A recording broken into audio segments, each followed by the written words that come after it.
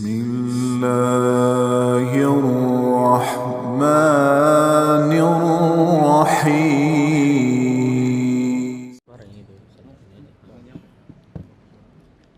Assalamualaikum warahmatullahi wabarakatuh. Alhamdulillahirabbil alamin, wassalatu wassalamu ala asrofil anbiya'i wal mursalin wa ala alihi washabbihi ajmain, amma ba'd. Yang sama kami hormati para narasumber, para tokoh-tokoh, para alim ulama, para kiai, para asatidzah, habaib, dan segenap insan pers yang hadir pada siang menjelang sore hari ini. Bersyukur kepada Allah kita masih diberikan nikmat sehat walafiat, nikmat iman wal Islam, sehingga kita masih sampai detik ini masih terus berjuang untuk menegakkan kalimat la ilaha illallah. Mudah-mudahan langkah kita selalu mendapat keberkahan dari Allah Subhanahu wa taala. Menyikapi daripada keadaan bangsa dan negara yang saat ini kita rasakan, dari beberapa narasumber tadi sudah mengatakan nanti pulang kita rasakan sendiri. Belum pulang aja kita udah ngerasain gitu. Mau berangkat saja sudah ngerasain bagaimana susahnya bangsa dan negara kita. Belum lagi yang sudah tidak bisa kita pungkiri, di depan mata kita para guru-guru kita, para ulama, kiai kita, ya, bukan saja dikriminalisasi, ditangkap, disiksa dan lain sebagainya. Sementara kita umat Islam adalah mayoritas. Bahkan saham terbesar kemerdekaan Republik Indonesia ini adalah dari umat Islam. Sumbangsih kemerdekaan bangsa kita adalah peran ulama, kiai, habaib dan para santri. Itu nggak bisa dipungkiri. Saat ini terbalik. Kita yang mempunyai saham, tapi kita yang selalu dikriminalisasi, kita yang selalu disudutkan. Ada apa sebetulnya dengan bangsa dan negara kita saat ini? Ada apa dengan umat Islam Indonesia saat ini? Ada apa dengan bangsa negara Republik Indonesia yang mayoritas Muslim, kok umat Islam tidak berkutik sama sekali? Ketika tuan-tuan gurunya ditangkap, tuan-tuan gurunya diintimidasi, dikriminalisasi dan lain sebagainya. Ini yang harus menjadi PR kita. Apa sih harusnya kita bersama? Wa'tasimu bihablillahi jami'aw wa la tafarraqu. Bersatu kita, apapun mazhab kita, apapun suku, bangsa, bahasa kita, ketika ini sudah mencampuri ranah daripada kita punya akidah dan lain sebagainya, bersatu.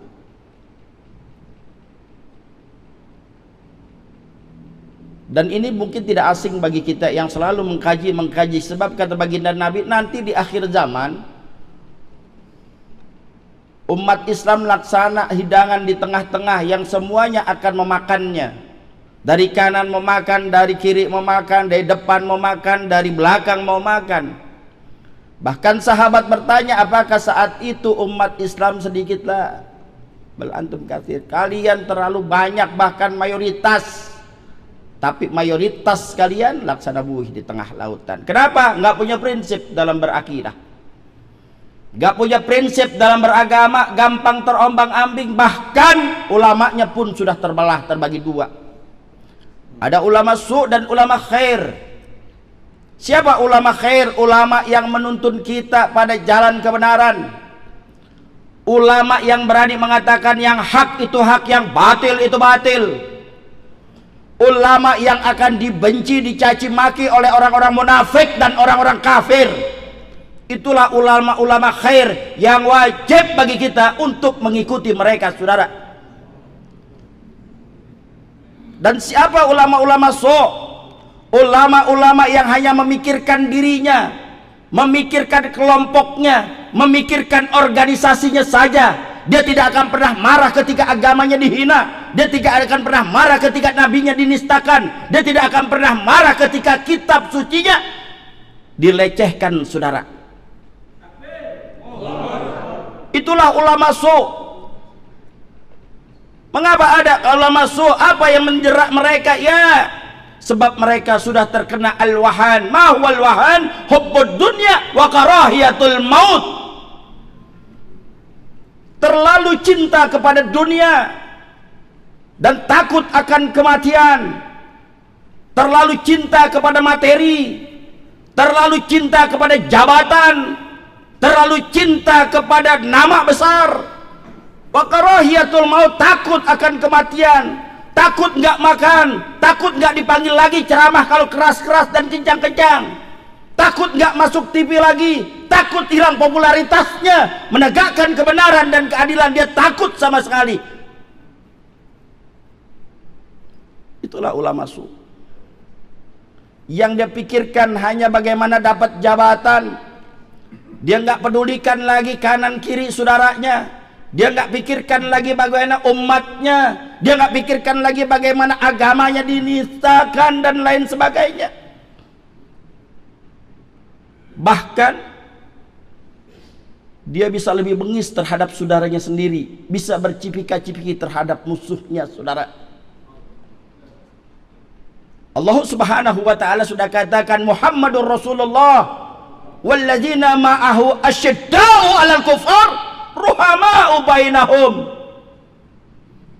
Muhammad adalah utusan Allah dan orang-orang yang bersama beliau wajib hukumnya bertindak tegas terhadap orang kafir, ruhama'u bainahum, dan saling berkasih sayang di antara kalian. Jangan terbalik, saudara.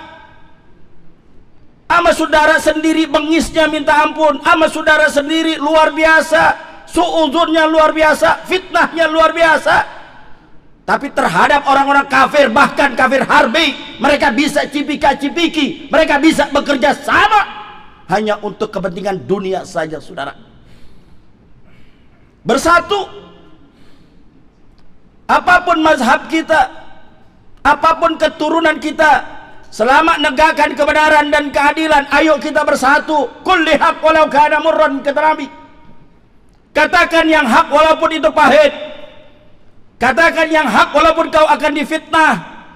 Katakan yang hak walaupun kau akan dipenjara. Dan katakan yang hak walaupun kau akan dibunuh.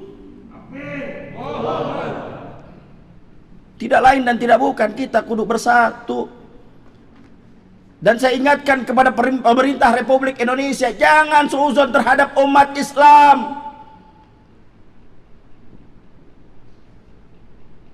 Jangan terlalu a priori terhadap ulama-ulama yang istiqomah, yang ingin menjaga negara kesatuan Republik Indonesia. Ulama-ulama tidak akan melakukan bogot, pemberontakan dan lain sebagainya. Tidak. Kenapa? Karena ulama-ulama sadar yang memerdekakan bangsa dan negara adalah para ulama, kiai, habaib dan santrinya.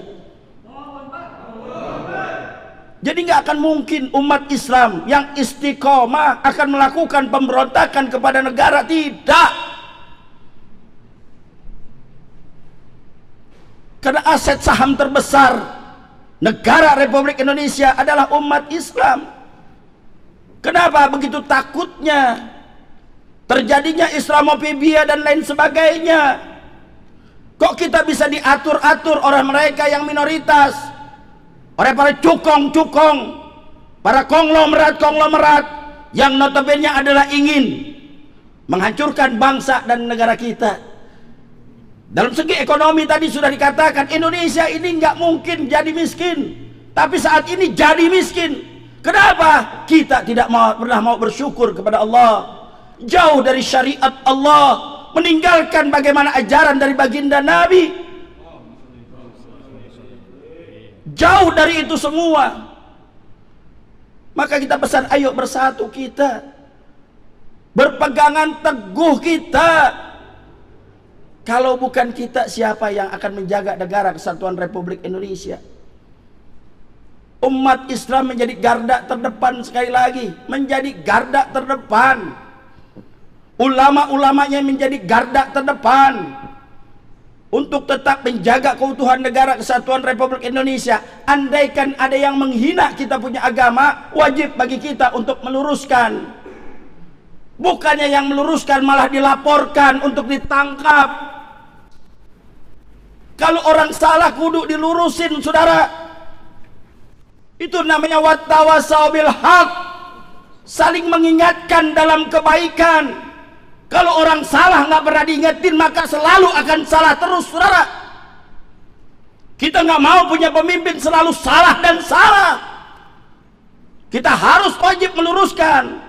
Tapi kalau kita meluruskan, jangan kita dilaporkan, jangan kita ditangkap. Jangan yang benar ditangkap, yang salah mereka asik-asikan, saudara. Ini yang kita tidak mau.